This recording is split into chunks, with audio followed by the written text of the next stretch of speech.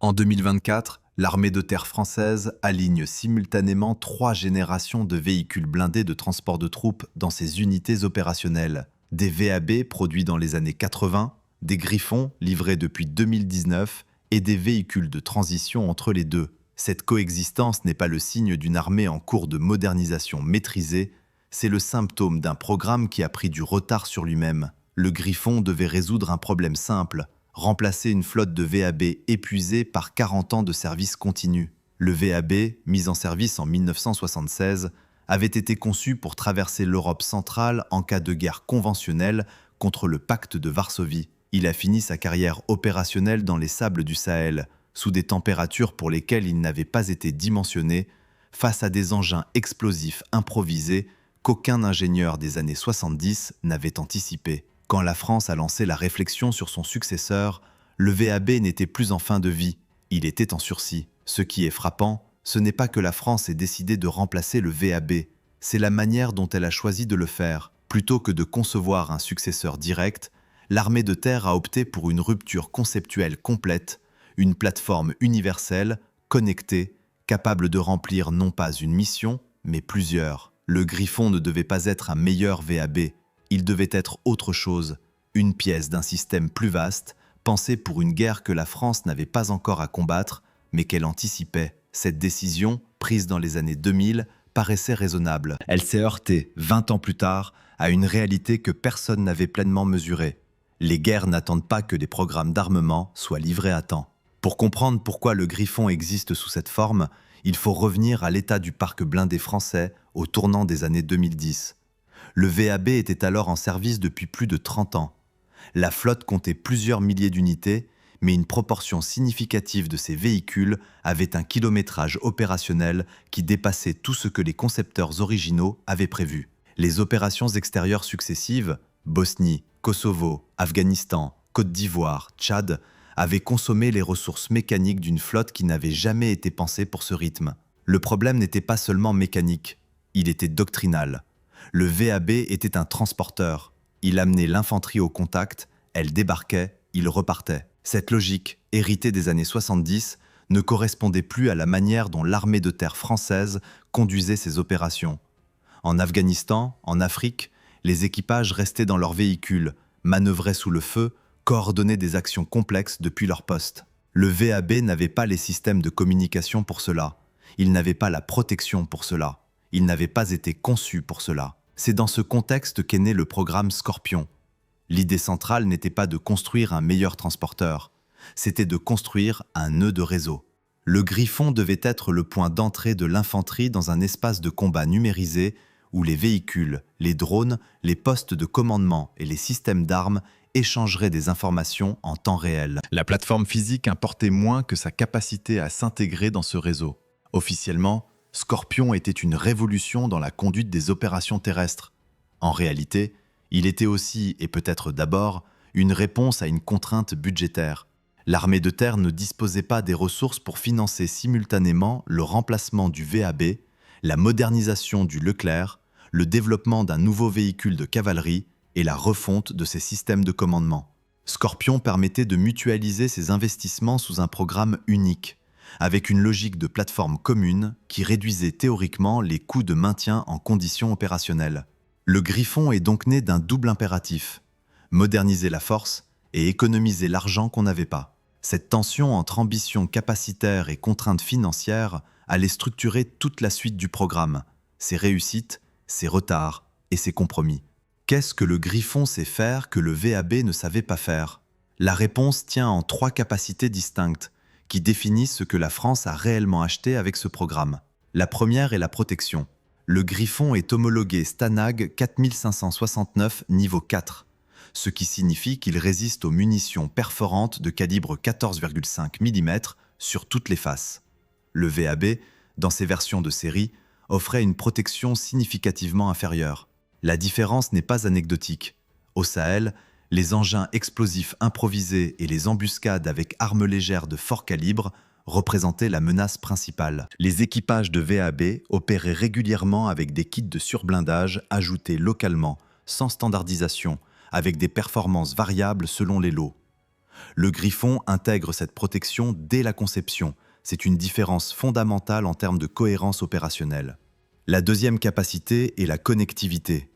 Le système Contact, développé spécifiquement pour Scorpion, permet au Griffon de s'intégrer dans un réseau tactique partagé avec le Leclerc rénové et le Jaguar. En pratique, cela signifie que le chef de véhicule dispose d'une image opérationnelle commune avec les autres éléments de sa section. Position amie, menaces détectées, ordres transmis en données plutôt qu'en voix. C'est une capacité que le VAB, avec ses systèmes radio analogiques puis numériques de première génération, ne pouvait tout simplement pas offrir. Mais c'est la troisième capacité qui révèle le mieux la philosophie du programme, la modularité. Le Griffon existe en plusieurs versions. Véhicule de transport de troupes, poste de commandement, véhicule d'évacuation sanitaire, mortier embarqué. Toutes reposent sur la même plateforme mécanique, le même moteur Volvo, la même chaîne logistique. C'est précisément ce que l'armée de terre cherchait depuis des décennies. Réduire la diversité des matériels pour simplifier la formation, la maintenance et l'approvisionnement en pièces détachées. En théorie, cette modularité est une force. En pratique, elle révèle le premier compromis majeur du programme. Le Griffon pèse 24,5 tonnes à vide. Le VAB pesait environ 13 tonnes. Cette différence de masse n'est pas un détail d'ingénierie. C'est un choix doctrinal qui a des conséquences opérationnelles directes. Un véhicule de 24 tonnes a un rayon de braquage plus large, une empreinte au sol plus importante, une consommation en carburant plus élevée. Sur les routes bitumées d'Europe centrale, ces paramètres sont gérables. Dans les ruelles d'une ville sahélienne, dans les pistes sableuses du Liptako-Gourma, dans les terrains pierreux du Sahel profond, ils deviennent des contraintes opérationnelles réelles. Les équipages qui ont déployé les premiers Griffons en opération au Sahel ont découvert cette réalité de manière empirique. Les protocoles informels qui ont émergé, choix de route, vitesse de progression, technique de franchissement, n'étaient pas dans les manuels. Ils ont été développés sur le terrain, transmis de chef de véhicule à chef de véhicule, sans toujours remonter dans les retours d'expérience officiels. Ce n'est pas une critique de l'équipage, c'est une illustration de ce que signifie concrètement le mot « compromis » dans un programme d'armement. Il y a un autre aspect des capacités du Griffon que les documents officiels mentionnent rarement, ce qu'il ne peut pas faire que ses prédécesseurs savaient faire. Le VAB, dans certaines versions, était amphibie. L'AM fin 10P, le véhicule blindé de combat d'infanterie à chenilles qu'il contribue à remplacer dans l'écosystème Scorpion, était amphibie. Le Griffon ne l'est pas. Cette capacité, franchir un cours d'eau sans préparation, sans pont, sans équipement spécialisé, a disparu du répertoire de l'infanterie mécanisée française avec le retrait progressif des véhicules précédents. Officiellement, cette capacité amphibie était peu utilisée et complexe à maintenir. En réalité, elle représentait une liberté de manœuvre que les planificateurs opérationnels prenaient en compte, et qu'ils ne peuvent plus prendre en compte de la même manière. Ce n'est pas une lacune spectaculaire, c'est le type de capacité dont l'absence ne se voit pas jusqu'au jour où elle manque. La question de ce que le Griffon fait bien renvoie donc inévitablement à la question de ce pourquoi il a été optimisé. Et la réponse honnête est « il a été optimisé pour un spectre d'opérations qui incluait des engagements de haute intensité en Europe, mais il a été testé, déployé et affiné dans un contexte radicalement différent. » Cette tension entre la conception et l'usage réel est au cœur de ce que le Griffon représente pour l'armée de terre française aujourd'hui. Le système Contact mérite une attention particulière parce qu'il illustre parfaitement cette tension. Les premières livraisons de Griffon ont été effectuées avec une version du logiciel Contact qui n'était pas encore en configuration opérationnelle complète. Les mises à jour ont suivi, progressivement. Les unités qui ont reçu leur véhicule en premier ont donc conduit leur formation initiale sur un système qui évoluait en même temps qu'elles l'apprenaient. Ce n'est pas une anomalie propre au Griffon. C'est une caractéristique de presque tous les programmes d'armement complexes du XXIe siècle, en France comme ailleurs. Mais c'est particulièrement significatif pour un programme dont la promesse centrale était précisément la supériorité informationnelle. Pour résumer ce que le Griffon représente techniquement, c'est un véhicule de transport de troupes de haute protection, connecté à un réseau tactique moderne, disponible en version modulaire sur une plateforme commune. Ce qui n'est pas un véhicule amphibie, un véhicule léger de projection rapide, un successeur direct de toutes les machines qu'il est censé remplacer dans toutes leurs missions. Il fait certaines choses mieux que ses prédécesseurs. Il ne fait pas tout ce qu'il faisait. Et c'est précisément cette différence qui va structurer les questions posées dans la deuxième partie de ce récit. Le Griffon n'a pas connu le destin des programmes qui s'arrêtent brutalement. Une annulation, une décision politique, un accident industriel. Son histoire est plus complexe et à certains égards plus révélatrice. C'est celle d'un programme qui avance, mais qui avance moins vite que les menaces qu'il était censé anticiper. Pour comprendre ce qui s'est passé, il faut revenir à une décision prise en 2018 qui illustre parfaitement la logique dans laquelle s'inscrit Scorpion. Cette année-là, la France et la Belgique ont signé le programme CAMO, Capacité motorisée. La Belgique, qui cherchait à remplacer ses propres véhicules blindés vieillissants, a choisi d'adopter la plateforme Griffon plutôt que de développer ou d'acheter une solution nationale. En échange d'une interopérabilité totale avec les forces françaises, Bruxelles commandait plusieurs centaines de véhicules, plus de 380 Griffons au total. Du point de vue français, cette décision était une réussite sur plusieurs plans. Elle validait industriellement le programme Scorpion sur la scène internationale. Elle finançait partiellement la chaîne de production et permettait à Nexter de maintenir des cadences qui bénéficiaient aussi aux commandes françaises. Et elle créait un partenariat opérationnel renforcé avec une armée alliée équipée des mêmes systèmes, des mêmes protocoles, des mêmes logiciels. Ce qui paraissait raisonnable en 2018 s'est révélé plus ambigu à partir de 2022, quand le 24 février de cette année-là a redistribué les priorités de l'ensemble des armées européennes. La question du rythme de livraison des Griffons à l'armée de terre française est devenue plus pressante. Or, la chaîne de production ne pouvait pas simultanément honorer les contrats d'exportation, répondre aux demandes belges et accélérer les livraisons françaises. Les délais de l'industrie de défense ne s'ajustent pas en quelques semaines. Une ligne de production blindée fonctionne sur des cycles de plusieurs années. Le résultat concret, l'armée de terre française a continué de recevoir ses Griffons selon un calendrier établi avant que la guerre en Ukraine ne change l'évaluation des menaces en Europe. Non pas parce que personne ne voulait aller plus vite, mais parce que la structure industrielle mise en place ne permettait pas de changer de vitesse rapidement. C'est précisément le type de contrainte que les planificateurs avaient sous-estimé en optant pour un programme d'exportation parallèle. Il faut s'arrêter un moment sur ce point, parce qu'il révèle quelque chose d'important sur la manière dont la France pense son industrie de défense. L'exportation n'est pas un supplément optionnel des programmes d'armement français. Elle est structurellement intégrée à leur modèle économique. Sans les commandes étrangères, le coût unitaire des matériels monte, les cadences baissent et les programmes deviennent financièrement insoutenables pour un budget de défense qui reste contraint malgré les hausses récentes. CAMO n'était pas une générosité politique envers la Belgique, c'était une nécessité industrielle. Mais cette nécessité a un coût qui ne figure pas dans les tableaux de bord des programmes. Quand la priorité change, quand l'urgence se déplace, la France ne peut pas simplement dire « nous livrons d'abord chez nous ». Elle est liée par des contrats, des délais contractuels, des pénalités. La machine industrielle continue sur sa lancée et l'armée française attend sa part avec les autres. Il y a un deuxième facteur qui explique le déroulement du programme, et celui-là est proprement doctrinal. Le Griffon a été déployé pour la première fois en conditions opérationnelles réelles au Sahel, dans le cadre de l'opération Barkhane. Ce déploiement, attendu depuis longtemps, a permis de tester la machine dans des conditions difficiles.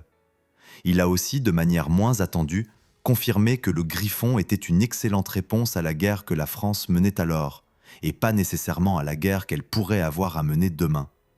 Barkhane, c'est une guerre de patrouille longue distance, d'embuscade sur piste, de protection des convois logistiques, d'appui aux forces partenaires locales. C'est une guerre où la protection contre les engins explosifs improvisés est critique, où la connectivité radio compte, où la robustesse mécanique sur mauvaise piste fait la différence. Le Griffon répond à ces exigences. Mais ce n'est pas une guerre de haute intensité entre forces conventionnelles symétriques.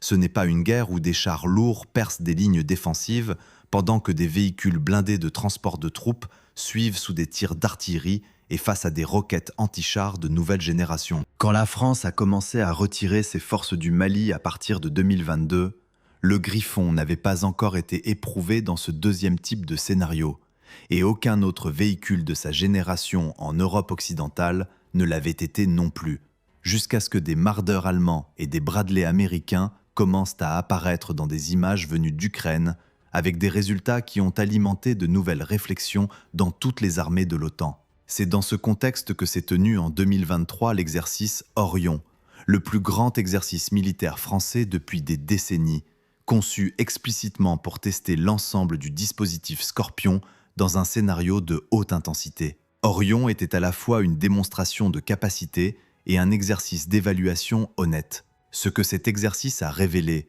dans les retours d'expérience qui ont filtré, c'est que la promesse de Scorpion, la supériorité informationnelle par l'interconnexion des systèmes, se concrétisait progressivement, mais pas encore complètement. Les Griffons, les Jaguars et les Leclerc rénovés opéraient ensemble dans un espace numérique partagé pour la première fois à grande échelle. Et les limites du système, les latences, les zones d'ombre du réseau, les procédures encore en cours de rodage, sont apparues avec la même clarté que ses points forts. Ce n'est pas un échec, c'est le processus normal de maturation d'un système complexe. Mais c'est un processus qui prend du temps. Et le temps est précisément ce que la situation en Europe depuis 2022 rend plus précieux. Un dernier élément mérite d'être examiné.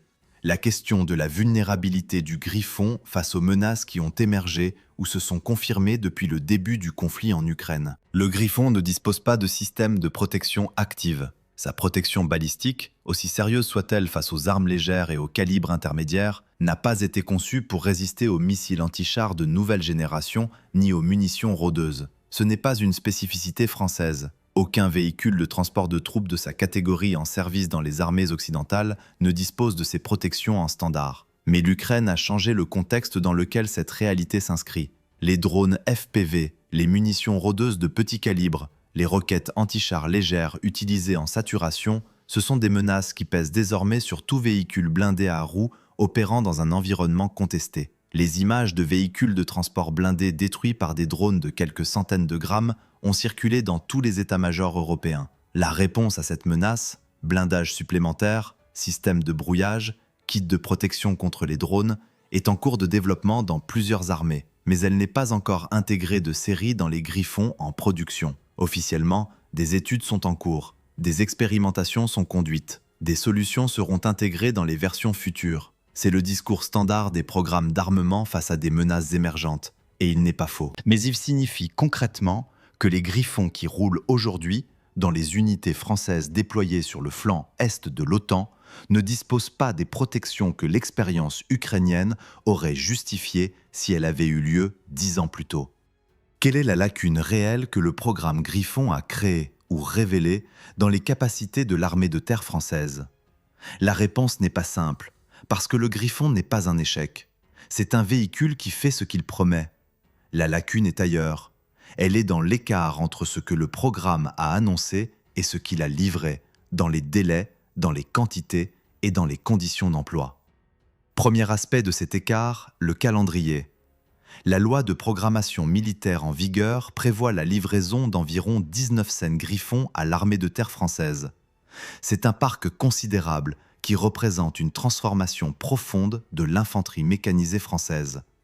Mais ce parc sera constitué progressivement, sur plusieurs années encore. Entre les Griffons déjà livrés et les Griffons à livrer, il reste un intervalle pendant lequel l'armée de terre opère avec un parc mixte, VAB vieillissant, Griffon moderne et une diversité logistique que le programme était précisément censé éliminer. Ce n'est pas une situation catastrophique. D'autres armées alliées gèrent des transitions similaires. Mais c'est une situation qui a des conséquences concrètes sur la disponibilité des forces, sur la formation des équipages, sur la capacité à projeter rapidement une unité cohérente et homogène. Quand l'OTAN demande à la France d'envoyer une brigade sur le flanc Est, en Roumanie, en Estonie, sur n'importe quel point de la ligne de contact potentiel, cette brigade ne peut pas encore être entièrement équipée en Griffon. Elle part avec ce qui est disponible. Deuxième aspect, ce que le programme n'a pas remplacé. Le Griffon est un véhicule de transport de troupes. Il n'est pas une réponse à toutes les lacunes que l'armée de terre a accumulées en 2 décennies d'opérations asymétriques. La capacité amphibie qui a été mentionnée n'est que l'exemple le plus visible d'un ensemble de savoir-faire et de capacités qui se sont effacés progressivement, sans décision explicite, simplement parce que les programmes successifs ne les intégraient pas. L'armée de terre française sait très bien conduire des opérations de contre-insurrection dans des environnements arides. Elle a moins pratiqué ces 20 dernières années les franchissements de cours d'eau sous le feu, les percées blindées face à une défense organisée en profondeur, la coordination serrée entre infanterie mécanisée et chars dans un environnement saturé de menaces anti-chars. Ces capacités ne disparaissent pas définitivement. Elles se retrouvent dans les manuels, dans les programmes d'entraînement, dans la mémoire institutionnelle. Mais elles se dégradent quand elles ne sont pas pratiquées régulièrement avec les matériels adaptés. Et le Griffon, aussi bon soit-il dans son rôle, n'a pas changé la structure d'entraînement qui a prévalu pendant la période Barkhane. Troisième aspect, et peut-être le plus fondamental, la question de la masse. 1900 Griffons, c'est un parc impressionnant en termes absolus. Mais l'armée de terre française a besoin de ces véhicules pour équiper l'ensemble de ses unités d'infanterie mécanisée et motorisée. Quand on rapporte ce chiffre aux effectifs des unités concernées, aux besoins en maintien en conditions opérationnelles, aux pertes attendues dans un conflit de haute intensité, la marge devient plus étroite. L'expérience ukrainienne a rappelé une vérité que les armées occidentales avaient partiellement oubliée. Dans une guerre de haute intensité, les véhicules blindés se perdent, par l'ennemi, par les pannes, par les accidents. Une flotte de 1900 véhicules qui semblait généreuse en temps de paix peut paraître insuffisante si elle doit absorber les pertes d'un engagement soutenu. Ce n'est pas une critique que l'on peut adresser spécifiquement à la France. C'est une réalité qui concerne l'ensemble des armées de l'OTAN en Europe occidentale qui ont toutes dimensionné leur parc pour des opérations expéditionnaires limitées plutôt que pour un conflit continental de durée indéfinie.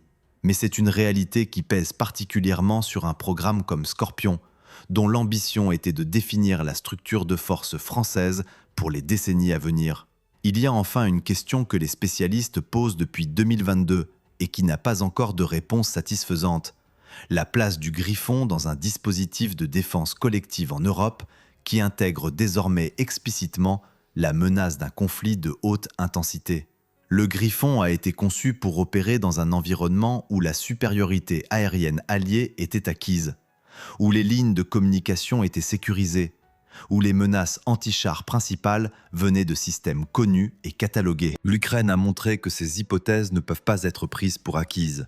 Elle a montré que des munitions rôdeuses bon marché peuvent neutraliser des véhicules blindés de dizaines de millions d'euros. Elle a montré que la supériorité électronique peut être contestée, que les réseaux de communication peuvent être brouillés, que les drones peuvent changer radicalement le rapport entre l'observateur et la cible. Face à ces réalités, le Griffon n'est pas une mauvaise réponse, mais c'est peut-être une réponse partielle, conçue avant que certaines de ces questions se posent avec la clarté que le conflit ukrainien leur a donnée. La lacune concrète qui est ouverte aujourd'hui n'est pas spectaculaire.